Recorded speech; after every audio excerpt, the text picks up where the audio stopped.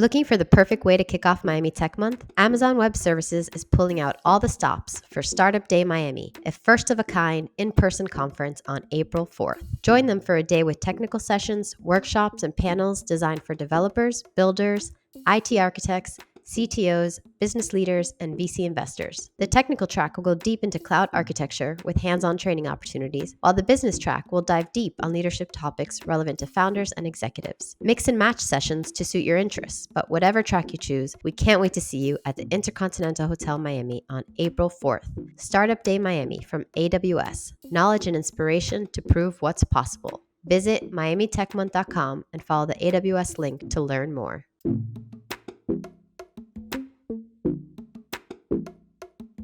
Welcome back, everybody. We've been on a hiatus for a little bit. All our regular crew has been super busy, and we've been all over the place. Cesar's been exploring new opportunities. Will has been saving the metaverse. Maria has been learning how to snowboard. And so, as a result, we are joined here with our fabulous new guest host, Jeanine Suah, of Resilient Capital. And then also, we have a great guest today. We have Andrew Parker of Papa, and many other things in the past, which we'll get into at some point.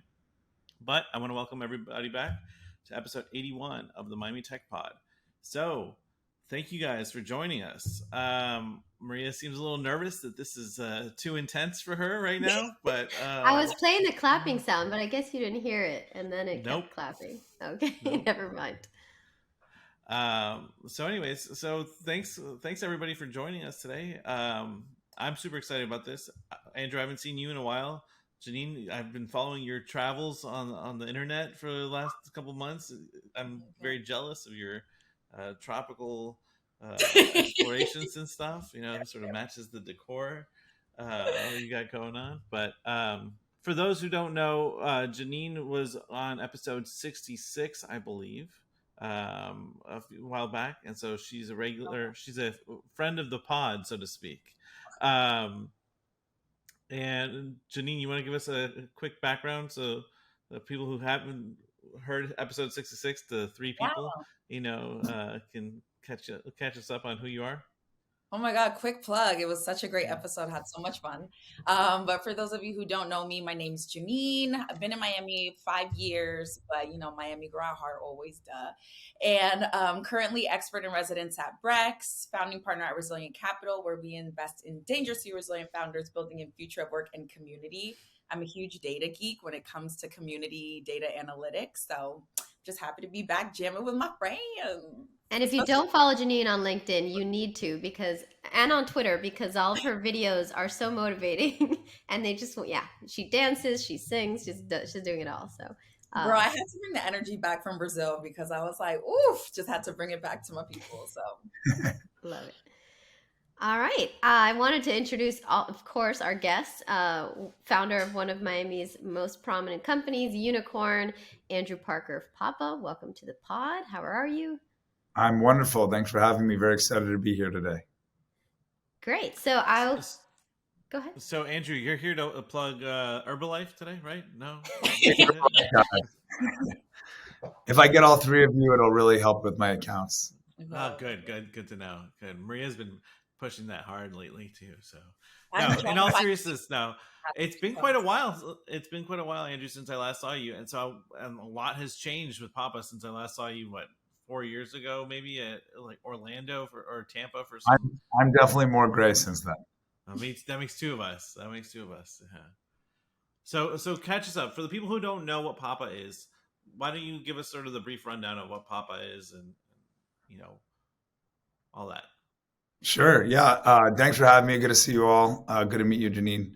Papa is a company I started about 5 years ago. It was a personal need. It wasn't a business. My grandfather, who we call Papa, needed help and assistance, and he needed me, but I was busy trying to work at the time in a normal job, and thought, wow, what if we connected Papa to a young, fun human that was just caring and thoughtful, and he didn't need bathing or toileting. He just needed friendship and someone to drive him. And so I put up on Facebook, who wants to be a pal to my Papa? Which is very serendipitous now, and I'm very nostalgic now that Papa's the company has grown. And it was a big aha moment. My grandpa didn't like much, let alone a stranger coming in the home, and the fact that he was willing to try this new thing, and by kind of redeveloping what it meant to be cared for through companionship, which is the form we think about, which is a helpful hand that drives you, helps you, spend time with you. Launched the company in May of 2017, which is around the time I left my former company, my former job. And yeah, we've been growing ever since. Papa works with 100 plus health plans. Millions and millions of members have access to Papa across the country, and they're getting this free for the most part, or pretty much always free, where they get a pal to come help them. And it's like family on demand. We drive you to the doctor, teach you how to use technology, spend time with you, and this actually shows up in many positive ways. Obviously, the person's happier and healthier, and it ultimately also saves costs for the healthcare system. So kind of a win-win, and we're really empowering a new kind of care. And by removing bathing and toileting, we've opened up an opportunity to join this kind of care world that wasn't possible before. And with the shortage of caregivers and nurses and doctors, we felt there needs to be a new form of care, and we did that, and we're doing that built on human connection. So that's kind of where we're at. We started in Florida, and we're available nationally, including now Puerto Rico. So we've done a lot of work in the last 4 years since we met in Orlando, and I think it was the Florida Venture Forum. Like, how do I get a Papa? Or is it like what are the requirements for someone to get a Papa? So today, Papa is offered through insurance as a Medicare Advantage benefit for seniors. So you are getting more gray, but you're still pretty young. So you wouldn't get it through there. You would get it for your grandparents or parent, depending on their age. We also offer Papa as a benefit to Medicaid members that are low-income families that need family care support. So this is more focused on the family caregiver, a mother who has several kids, and they're managing both them and their parent. They're part of the sandwich generation. Maybe they don't have a car. They need to get to appointments. They need to get to jobs. And we've been able to provide care to them as well. So Medicaid, Medicare, or Medicare, Medicaid. And then we also do employers as an employee benefit. Large banks, airlines, for example, are some of our larger clients, large insurance companies offering this to family caregivers like myself to be able to care for my mom. My mom is very young, so she doesn't need care, but that's an example. So 17% of employees are family caregivers. 100% of seniors need some help of some kind. Almost everyone in the world has an unmet social need. And so Papa is a fun benefit that also brings value to many people, probably on this call. At least one of us are a family caregiver, if not all of us. Funny enough, I actually don't have a direct need for Papa myself right now. I don't have kids yet. I did just get engaged actually a month ago in Japan. Yes, I saw that. Very nice. So Congrats. maybe we'll start that part soon. And yeah, unfortunately, Papa has passed on, but he inspired the story, and we're helping more Papas and Mamas out there across the United States. One day the world, but for today, the U.S.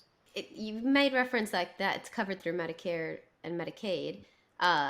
Was that the moment that you really saw the inflection point in the growth of the company? And how hard is it to get something like this covered? Like if somebody else has a similar benefit that they want covered, like what was that process? Everything like? in healthcare is hard, unfortunately. So I don't want to say it's hard or easy. It's just a challenge to get a system to change in general, good or bad.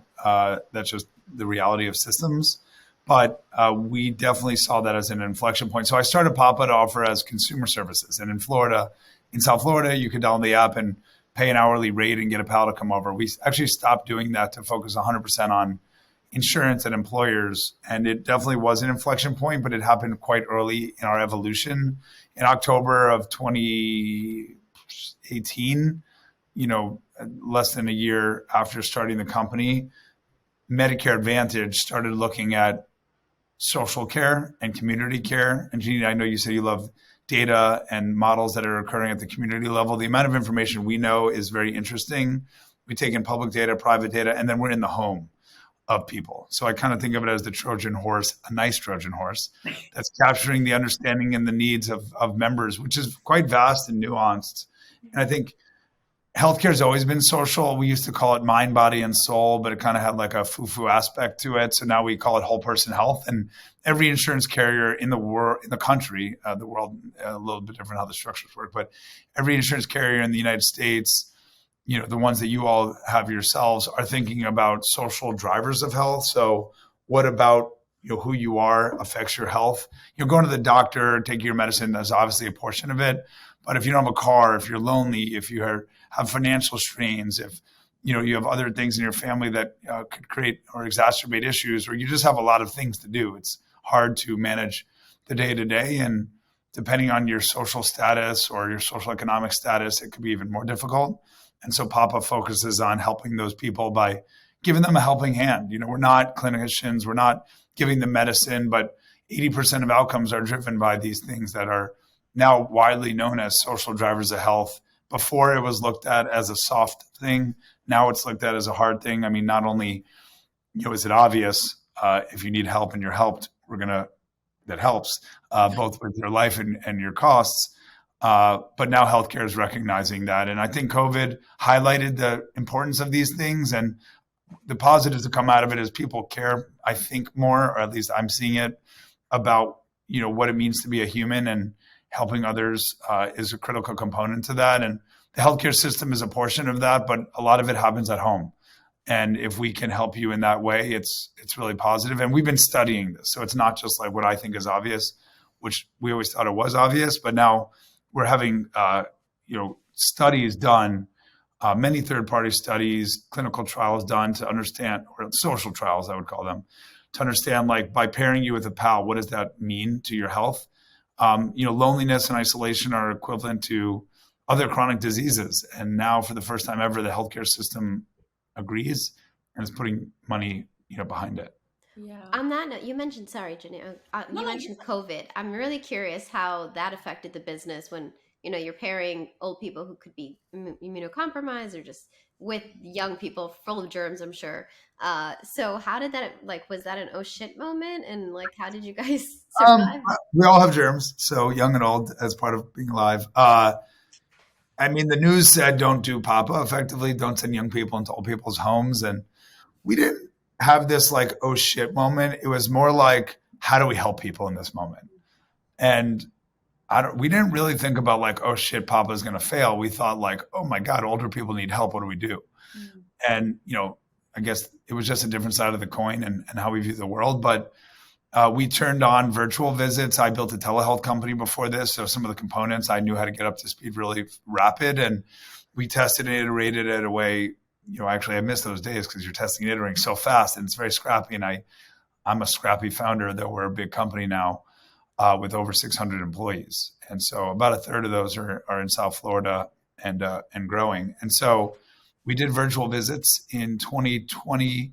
We probably did 1 million virtual visits, telephone and video, and we provided assistance from a distance. And actually, virtual became a core competency of ours. And now the experience is in person and virtual. Maybe Maria is your pal. She spends Wednesdays with you, or maybe Tuesdays and Thursdays for a few hours, but you still need help in between. So we've empowered you by being able to call your pal, Maria, and help them in ways when we're not with them. So assistance from a distance, which I tried to trademark, but I got denied because it's a common term. But I still use it in some marketing, and it's really been meaningful. Going to get prescription medicine for a member on their behalf, or going grocery shopping on their behalf. Members like being with the pal, so if it's possible, we will be with them, but you can't always be with the person 100%. To know that you can call a number, get connected directly to your pal or to our team is really impactful. And it's a big part of the experience. We call it virtual visits. And we're doing close to 1 million of those still, but then we do in-person visits on top of that. So in 2022, we did over 2 million hours of companionship. I was really curious about, because I love that you said you guys are running these social studies now, because of course the data geek in me was oh shit, what are you guys actually learning? Are these pals actually contributing to longevity if people are really ill? What do the use cases look like now? Or because they're in process, what types of outcomes or KPIs are you guys actually looking to test? No, great question. The first thing we looked at is okay, we're helping with loneliness and isolation. Do we really help? Mm-hmm. So we do pre and post surveys. We're tracking that on a consistent basis. We're getting feedback from the app, from the PAL, and from our virtual team, which is our Care Pals, which are part of our 600 employees. We have about 300 Care Pals that are full-time, that are kind of the quarterback of the experience on behalf of the member. Of course, tech is a big component of that. And we saw that we lowered or improve loneliness by 69% across our book of business, taking people from like super lonely to not lonely at all. And in order to do that, it's not a one-time thing. Like maybe you're not lonely right now. We had a good experience. So how do we do that? And part of that is the virtual and in person so that you can connect consistently and just listening to our members. So we've seen an impact on loneliness. We've also seen a 25% improvement in healthy days. So the CDC has a concept called healthy days. Over the last 30 days, how did you feel physically and mentally? How many days did you feel good versus bad? We've seen that improve by 25%, and that has a cost implication. And so now we've taken that a step further and said, okay, great. We're making people less lonely. We're giving them a good experience. They're having fun. They enjoy this. They're more engaged with their healthcare. We'll continue to study that. But what does that mean to the healthcare system, which obviously cost has to be a part of this? We lower ED utilization, emergency department utilization by 34%. We've been able to lower readmission by 14%. We've been able to increase member retention, which is important with the plan and also obviously for the person's longevity. One day I do want to study actually the molecular level of this impact. Yeah. I think like cortisol levels are likely coming down, and this will have a positive impact on someone's day-to-day stress, which ultimately has a positive impact on their life and their longevity. We've heard anecdotally, we've saved people's lives, and then we've literally been in the home where people are having suicidal thoughts. Our pals are trained to not, they're not clinicians, but if something happens in a suicidal way, how to handle those situations. It doesn't happen every day, but we really do become the lifeblood of these members. We do become part of their family, and some people have no family at all. Some people's family are very far or out of touch, and it's hard to deal with someone that's older by themselves, and it's expensive. And so we've been able to prove those things, and we continue to prove them. We also help with things like gaps in care. So if someone hasn't been to the doctor, doesn't know who their doctor is, and we help with that, that helps with cost. That helps with obviously getting a person on their proper healthy regimen. And then we help to be, kind of the eyes and ears of this individual's lives. You go to someone's house, they could have hoarding and fall risk and carpets ripped up and refrigerators broken. Well, that maybe is fine for me. I'm 35 years old. I could call the repairman, but they don't know what to do. They may not even realize, and they'll leave it broken or in an unsafe environment for a long time, and that could result in a fall risk. And when you fall, that typically tends to be the decline of an older adult, and ultimately, sadly, does often end up in pain, but even worse, sometimes death. And so these are things that I did for my grandma, my mom did for my grandma, but not everyone has that. And so if we can empower the average human to have that in a way that they feel comfortable, and frankly, a lot of it is trust. If I'm your pal and you trust me, you're going to tell me you don't feel good. You're going to tell me you're sad. You're going to tell me you haven't cleaned your house in 30 years. You may not have to tell me, obviously, if I walk in and see it. And, not always is it a bad situation. Sometimes it's simple. I don't have a car. I can't get to the doctor. I don't even know who my doctor is. So just having that extra hand that's available to you at your discretion is critical. And we will continue to study it. And the healthcare system, the insurance companies, they believe the cute part of Papa obviously has a cuteness to it, but you have to match that with hard dollars. And we've been able to do that very successfully. And that's why we've grown from non-existent 5 years ago to millions of people having access to Papa in a short period of time. So Andrew, you're a great example of someone who kind of, started a company in Miami before it was a hot thing to do. It was hot, but it wasn't because it was hot. Before it was like in vogue. So what has that been like? How have you seen the ecosystem change? Yeah, we'd love, and how, big topic right now is tech talent. How have you found the talent here, and how easy has it been for you to hire the people you need to hire? Yeah, I mean, I've been long on Miami since I, moved here as a child. I like to joke. I moved here the same year Hurricane Andrew moved here. One was more destructive than the other. I'm trying to make a positive impact and clear the Andrew name for once and for all from the 1992 hurricane. But, Brian and Maria, I've been working, you guys have known me from the beginning. You guys have been part of this really in the beginning. And Jeanine, I'm so happy to have, amazing people like you join this Miami community. And, it's been fun for sure. I think in terms of tech talent, tech is global. Talent is global, tech too, but talent. And so we don't look hyper-focused on Miami exclusively, but we definitely like it. And it's nice to see all the engineers and product managers and kind of the community grow. The other day I was at this event that Jason Calcanis through, 5 years ago, he wouldn't have come to Miami outside of going to South Beach on vacation. And now that, he comes here and there's a community of people that not only want to learn, what it means to be in the tech community, but like are part of it. There's engineers in the audience. There's, people that went to really talented computer science schools. There's people that are moving in here. I was at this house event, this house kind of tech party. There's probably 200 people there.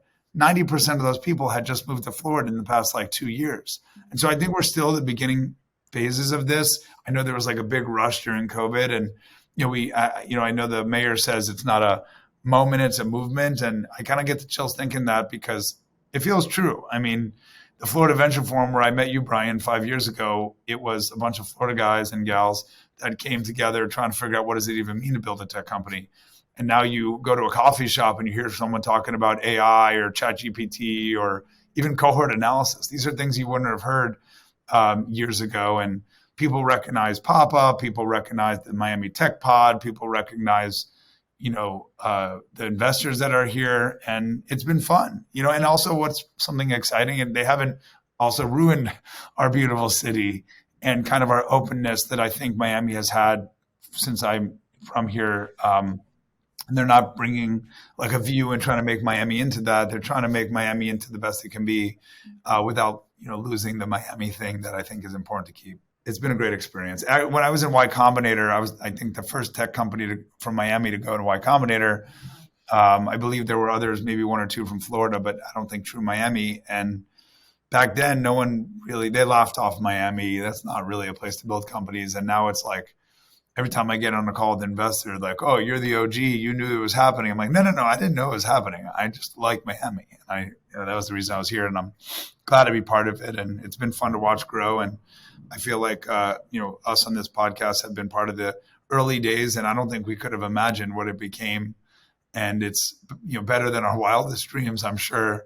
I think we would have been happy if 20 people were part of the tech community from the 10 it was back then. So, and I'm also happy, you all are still deeply in it and getting the credit you deserve for thinking about our world in that way early. And I also respect the newcomers that come here and kind of hats off to the OGs. And I think it's important to build upon what we built and not act like this is, day one. It's been day one for a while here. It was just a very slow day zero. I mean, so the temptation must have been really tough to push back against, the folks out of Y Combinator. I'm sure every single one of them was like, what are you doing going back to Miami? Just stay here, never go back, right? 100%. How did you justify that to them, to yourself, to other investors?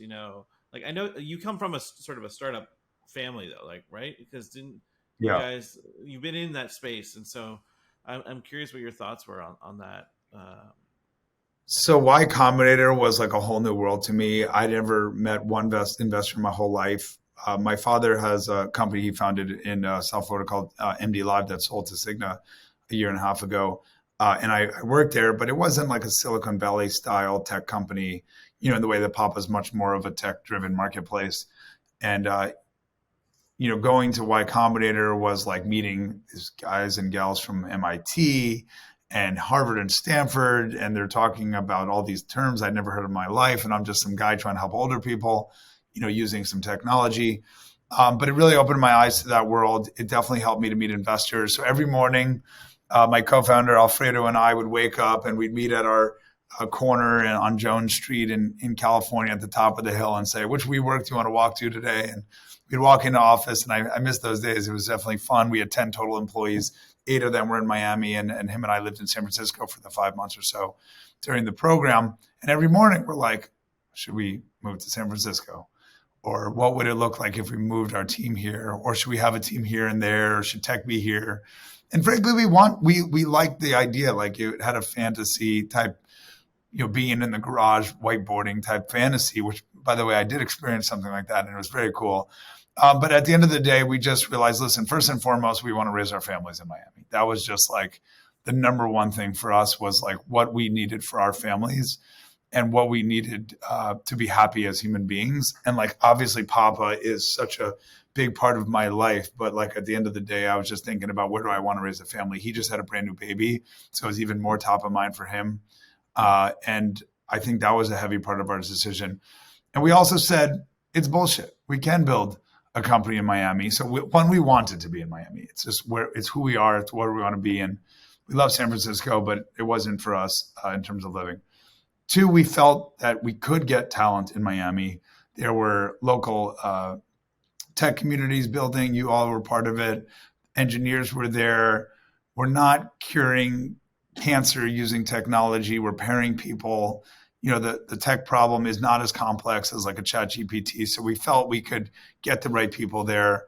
And we just ignored it, kind of. We just said, fine, you don't want to invest in us because we're in Miami. Like, we don't really want to work with you. I don't think that's what we're looking for, an investor.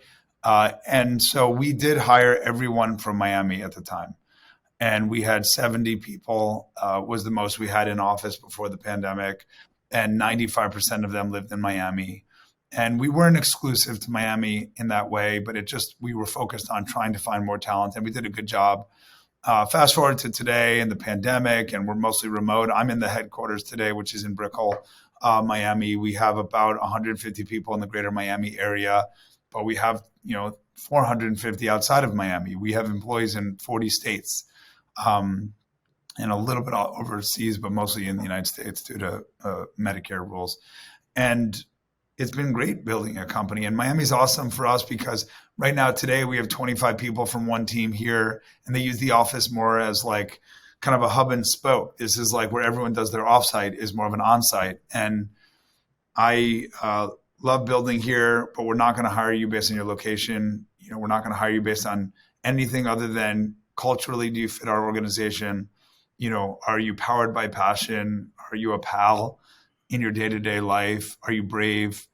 And one of our values is many cultures, one vision. So do you align to that type of an approach? And those are our values. And so that's what we look for first and foremost. And then obviously talent aligned with what we're building here. And location is not really on that list. Yes, if there's two people from Miami and one's from another state, maybe we would factor that in. But we have found that building a company remote has been a superpower of ours, and while being able to maintain the culture, which we provide companionship as a product. So if we can't be good companions, whether it's virtual or in person, which is literally what we do on a daily basis, with our own employees and team members, I don't think we have other problems that we have to think about, I guess. Andrew, do you think being in Florida has actually been an advantage because there's so many old people here? Like you're closer to the product in a sense. Like I'm shocked that you don't have I'm shocked you don't have like a second headquarters in the Villages or something like that. They won't let us in. That's like a gang. You can't get into that unless you got to beat you up to get inside the building. The Villages is unique. So Paul Graham from Y Combinator, who we were very fortunate to spend a lot of time with. He's actually been generally retired from Y Combinator for a while. He founded the organization, and he has this infamous thing going on, and he's a very special man. And his wife as well. They started the company together, Jessica, and we were fortunate to be able to work with him on a daily basis because during his vacation, he came to Y Combinator every day. So the guy obviously loves it. And so hearing his feedback, he told the Airbnb, guys to go to New York, pop-up guys to go to Florida. So that was super relevant to us in the beginning, but there's a lot of old people all over the country. It's definitely a good place to start. But I do think it was a superpower because we kind of went under the radar for the longest time. Oh, Papa, those are, helping the seniors in Florida. It's a cool company, but that's not really a Silicon Valley thing. And then now, after years and years of being thought of that way, boom, we've grown to a pretty significant size now. We're a real business. Our tech is legitimately, running the platform. And then now we are respected by the Silicon Valley people and kind of the people that typically come from that space. So it was a superpower in that we could just keep our heads down, focus on helping people, understanding our customers, and build our business.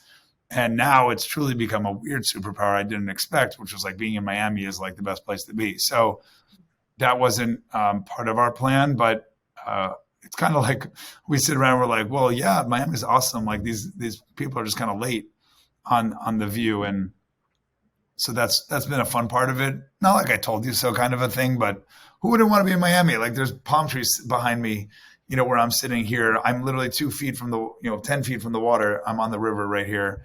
And so like in terms of lifestyle, it's awesome. And frankly, I like that everyone's not in tech in Miami.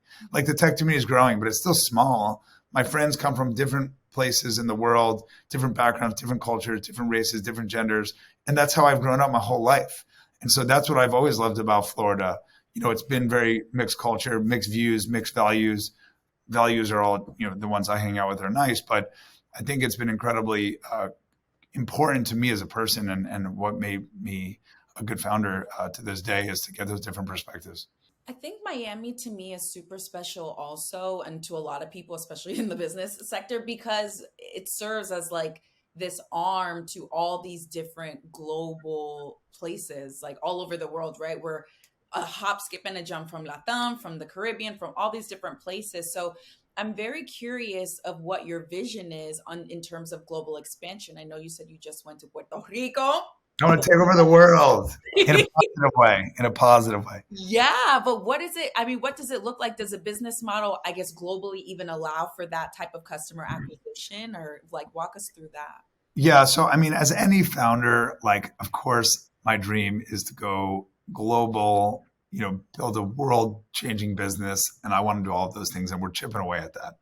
I love saying the word chipping away because like that's really what it is. It's like one foot in front of the other. I definitely have a long-term plan to be global. Right now, we are focused in the United States. To your good point, the insurance system in the United States, I know everyone has different views on it, but the value-based care arrangements that private insurance companies have work really well for our business model because they don't see our service as additive cost. They see it as reducing costs, which is important to them when they get a lump sum of money to care for patients in Medicare Advantage, which we could spend a whole year talking about Medicare Advantage. But in any case, the system works well for us. Other countries, though, many of them have national health services. Many of them pay for health insurance, have many issues with their systems as well. But it doesn't exactly lend for our structure because the cost is just more cost. And they may not exactly see it show up in the way that America does in our insurance system. So I do expect that if we go overseas, which we do plan to at some point, not in the next year or so, we would have to do a different business model. And my guess is it would be consumer business model in those other markets. And frankly, one day in America, we will go consumer too. So Jeanine can download the app and request a pal for her mom and pay a membership fee, kind of like an Uber or a transactional fee. And we will do that, probably in the next 2 or 3 years. Puerto Rico is a good, kind of test example. It's actually more complex probably than most would realize. Their like map infrastructure is really complicated. It makes it hard to tell people where to go. Like directions could be like, shake the guy's hand, go under the bridge, spin around 3 times, and like you'll find the house. And that's hard to use technology to fix that problem. But I think it's a great example for us. However, it is obviously part of the United States, and it does fall into the Medicare Advantage structure that we have in the United States. So it's a good test case for us, but not for a business model perspective. We already know consumer will work. Papa's first year was all consumer. Actually, year 1, we did like $300,000 in revenue, just consumer, with my cell phone and 4 other people. So we've already proven that there is some opportunity, and that was just in Dade County, really, maybe a little bit of Broward County, and with no money, no funding, none of the expertise that we've learned. So probably we will test consumer in America in the next few years, and then that will be a launch off to other countries. I just read, I don't remember which paper, but there's an article about Japan that they have a true crisis, which is people are not having babies and their population is shrinking. It's happening. The growth rate in even China is shrinking. The one baby policy was just a completely terrible, short-sighted, obviously cruel thing to do, but it has a huge impact on their society at large. I realize there's, a billion Chinese people, whatever the exact number is, but it's large, but that doesn't mean the growth rate isn't slowing. And so if people are having less babies, people are aging longer, who's going to help? And so these problems need to be resolved. And ultimately that means there's going to be a higher need for caregiving, higher need to support older adults, and ultimately a higher need for Papa until we can figure out how to make, have more kids, which doesn't happen overnight. So I do think there's other countries. The UK obviously makes a lot of sense. Asian countries like Japan makes a lot of sense. I love Japan personally too, so a little selfishly would love to have Papa Japan. We are backed by a large Japanese investor as well. So we think ultimately we'll go there. South America makes sense. My family's Argentinian. It does work in many developed countries, and India makes a lot of sense. There's actually a couple copycats across the world. I'm kind of monitoring to see which one gets traction, to see if we could kind of give them the Papa technology and see if we could help them really build a business versus kind of a nice community service, which likely would happen without our support. I mean, that's an interesting strategy at the end. If you start powering your clones across the world and take, equity stakes in them, then you basically pull, for lack of or to get too into the weeds, but you end up being like Uber and Didi Chuxing and sort of like that sort of Trojan horse strategy to amass a lot of equity across the world in a bunch of different companies, and that could be hopefully much less dramatic. Yes, but that could be your way to being a decacorn, and stuff like that. So. That's definitely on the list of goals. Right now, we're just really heads down, focusing on helping more members in America and proving our value and understanding the needs. I mean, when you have humans in the homes of people that have needs, you can really do a lot with technology and combining that with humans. And humans helping humans is very powerful. So, Andrew, you mentioned one of your backers. Your cap table is like a who's who of investors. You've got Tiger Global, you've got 776, you've got SoftBank. For founders who are trying to raise, especially right now, given the kind of VC climate, what is your advice to them? Okay. So raising money today is harder than it was 2 years ago. And not harder than it was in Miami when you started. Definitely not as hard. Yeah. I don't know how many people raise money from CrossFit gyms in Miami, but I'm definitely one of them. I actually exclusively went to CrossFit for that reason, because I hurt myself and it wasn't worth it. But ultimately, the world has changed. And I think for the better. I mean, the valuations, I think Papa's well evaluated, but selfishly, but in general, companies getting 40x or 50x or even no revenue at all. So what I would recommend to companies is focus on traction, focus on product market fit, especially in the early days. Focusing on understanding your customers. Raising money sounds cool at TechCrunch and you can tell your friends or whatever, but it's not, the goal. The goal is to build a business that people want and love. And if you do that, funding comes and revenue comes and all of those things happen. So if you just hyper focus on building products people love and need, it's going to have a positive impact on your business. And that's what we've done since the beginning. When I went to Y Combinator, I was already doing $500,000 in revenue a year. And so I meet people applying to Y Combinator with an idea and a really nice looking PowerPoint and, maybe good backgrounds or good schools that they went to. And I think almost having none of that was somewhat of a superpower for me, because first of all, I had no expectation. Never heard of Y Combinator, never heard of SoftBank or Tiger. I had heard of Maria and Brian though, because you were people in the community at the time, and so we didn't really think about the fantasy aspect of raising money. We just thought about driving revenue, and we just thought about providing care to the older adults that love Papa, and it paid off. And it was harder for us to get recognized because I went to a state school, Florida State, which I love, and I'm very proud to be a Knoll, and Jeanine's a Knoll, so. So they're producing some pretty talented and amazing people based on us two alone, at least. And I think I just had a different perspective, and I understood innately our business problem. And then I also understood our customers, which is members, health plans, and pals. And so not building tech in the beginning actually was another thing we did that was, I guess, smart. So we did everything manual, because if I built tech in the beginning, the way that I wanted to, I would have built an app for myself, not for our 85-year-old members who, have a different approach to the world than I do. And so I would give advice to say, just focus on traction, like exclusively. I had a discussion yesterday or last week, with an early stage founder. He's telling me all these cool things he's doing. And I'm like, oh, that's all good. Focus 95% on getting more customers and what your customers want, especially in the early days. like optimizing for margin and all that stuff, you got to figure out, of course, at some point. And margin's the cool word now, and EBITDA is important. My dad is a founder. When I was little, he didn't, unfortunately, which didn't help me in high school, but didn't throw football with me or baseball. I can't throw a baseball more than 50 inches, like right down to the ground.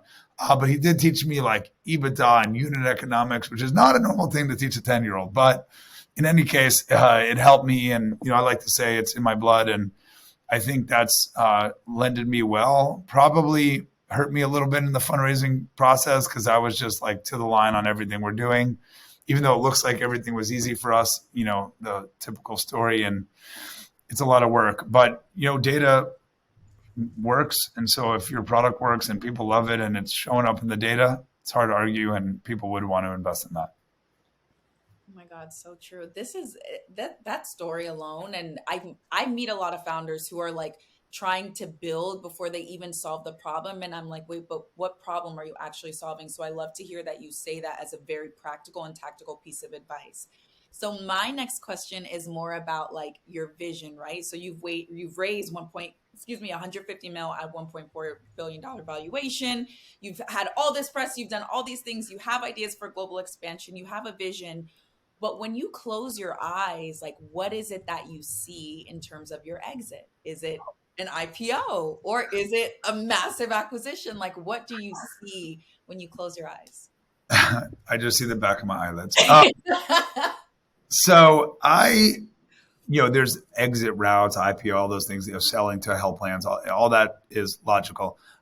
We spend more time thinking about how do we maximize the opportunity of Papa. And when we say that, it means more members having access to the support that they need with our network of pals and leveraging our software to be able to empower that.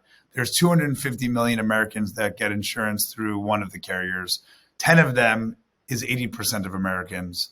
They're called the BUCAs, like the Blues, Uniteds, Aetnas, Anthems, Humanas, Cignas of the world. BUCA is the acronym. Even though Elevance is the new name, so it's like bouquet is the new word. But anyway, our vision is to expand throughout them. I know that 100% of people within the health plans don't need Papa. That's not the goal. The goal is that 100% of people have access to Papa. About 10% of people will use Papa at some frequency. But if Brian tomorrow morning has a kid and his mom gets older and she falls and needs help, we want him to be able to call his health plan, use our app, and get a pal to help him. And so right now we have been chipping away at that. We have all the large customers, but we don't have all the members. And it's heads down and hyper focus. And I will tell you, it's hard to hyper focus in general. And it's also hard to not be excited about some of these kind of like opportunities that arise. And in the face of adversity, I have to continually push my team to say, no, we're doing these three things. We are helping members. We're empowering our technology, are empowering our pals with technology to drive down costs for the healthcare system and improve the lives of older adults and families. And that's our goal. And so it's quite simple, but that also means when someone calls me and says, oh, you have a network of pals that could drive. Can you drive everyone to the mail every single morning and like have them fill out this 75-page form and like wear sunglasses with a different document in their hand? Like there's all these ideas that you could come up with. And they sound good when you're looking for revenue, right? Like, oh, they're going to pay me $100,000. I want that. They're going to pay me $300,000. This could be a $10 million opportunity. If it is not part of our focus vision of getting pals offered to as many Americans as possible through insurance, it is not something we are doing. And I'm telling you, it's hard to do that consistently. And it's become a little bit easier to point to the focus because of the shift in focus that's occurred in the investment market and the general global economy. But it's something that we are obsessive with. And I'm honestly like a little ADD, like I have all these different thoughts. And so for me, it's even harder to be like, I want to do something else, but no, just focus on these things. So our vision is, to take a step back, what I close my eyes and think of, other than my eyelids, is we want to empower a new kind of care built on human connection. We envision a world where no one has to go it alone. It doesn't mean you're lonely or isolated, but I need help. And if I need help, I should be able to get that help from a pal. And that's what we're focused on. I mean, I think that's a honorable and sort of heartwarming vision that you've got and that you're working towards, man. And like the numbers are kind of staggering when you think about it. Like you're saying, if 10% of the available population that's potentially a user uses it, you're talking about millions and millions of people getting support, and like as someone whose parents are in their late 70s, like I see the struggles that they're starting to like face and the challenges, you know. But shifting a little bit, I'm curious, like given all the sort of the hyped up new technologies and things like that, is there anything that excites you about like new stuff that's out there that and how it could potentially help Papa grow, or just excites you in general about some of the new tech that's been Yeah, I emerging think lately? AI is interesting. ChatGPT, all those things are great.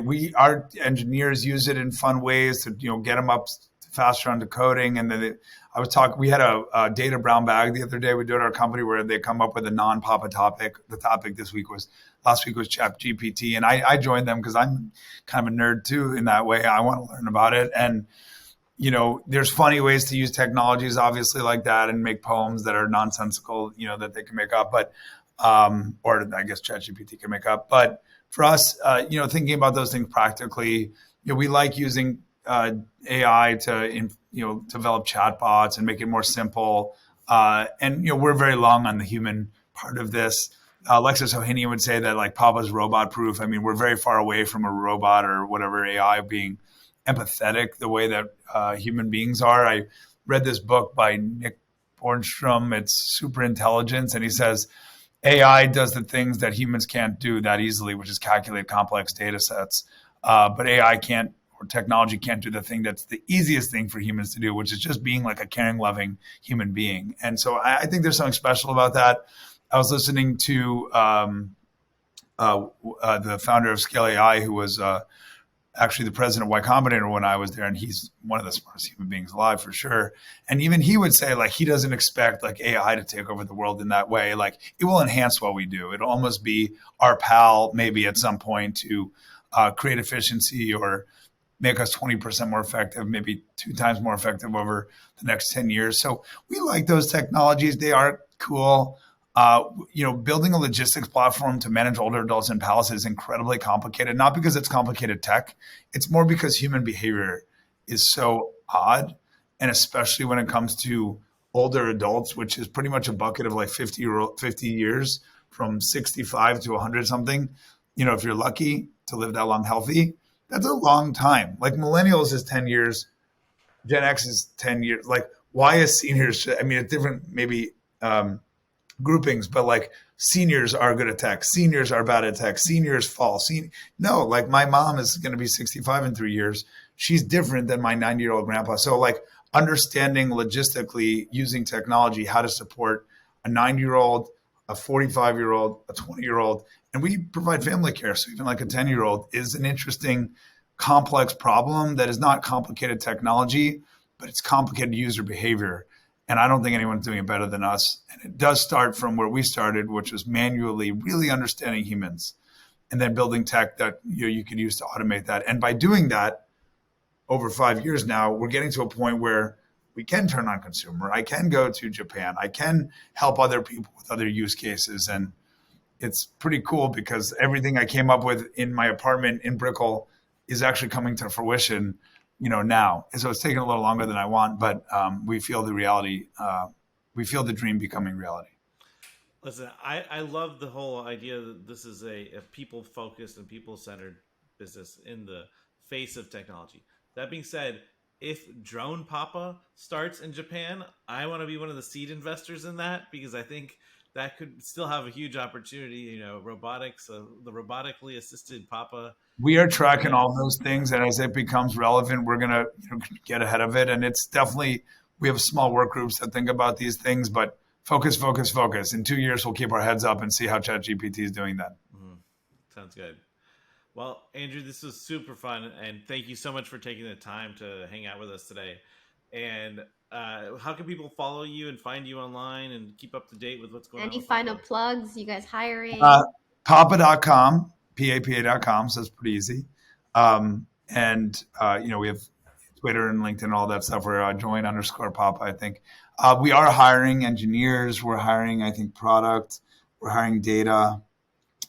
So we are definitely hiring. If you have any Elixir engineers, we're definitely looking for talented engineers in that language, which is a fun thing to look for. So And yeah, just keep supporting Papa. Keep supporting. What my plug is: be nice to an older person next time you see it. That's my plug. Love that. Love it. Love it. Thanks, Andrew. Awesome. Thanks so Thank you, much. guys.